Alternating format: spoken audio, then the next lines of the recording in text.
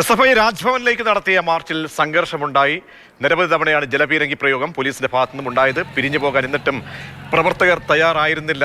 Tear gas പ്രയോഗിക്കാനുള്ള ശ്രമത്തിന് ഇടെയാണ് പിന്നീട് സംഘർഷ സാഹചര്യത്തിന് അയവ് ഉണ്ടാകുന്നത്. പ്രവർത്തകർ പിന്നീടാണ് പിരിഞ്ഞു പോകാൻ തയ്യാറായത്. SFI സംസ്ഥാന പ്രസിഡന്റിന്റെ പ്രതികരണം, ആ സമയത്ത് നടത്തിയ പ്രതികരണം കേൾക്കാം. അങ്ങനെ സവർക്കറെ വർഗീയവാദി എന്ന് വിളിച്ച SFIക്കാരന് VD സതീശന്റെ പേര് ഗുണ്ട എന്നാണെങ്കിൽ ഞങ്ങൾ ആ പേരിനെ അഭിമാനത്തോടെ സ്വീകരിക്കുന്നു.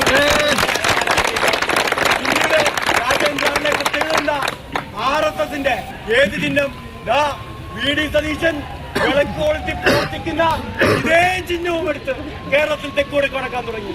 അപ്പൊ SFI പറഞ്ഞു, ഇത് RSSന്റെ ചിഹ്നമാണ്. ഏതെങ്കിലും ഒരു മതവുമായി നിങ്ങളെ ചിഹ്നത്തെ ബന്ധിപ്പിക്കാൻ ശ്രമിച്ചാൽ നിങ്ങൾക്ക് അങ്ങനെ ബന്ധിപ്പിക്കാൻ കഴിയുന്നതല്ല ഈ രാജ്യത്തിന്റെ സംസ്കാരം എന്ന് ഞങ്ങൾ വിളിച്ചു പറഞ്ഞു. ഇത് RSSന്റെ ചിഹ്നമാണ്.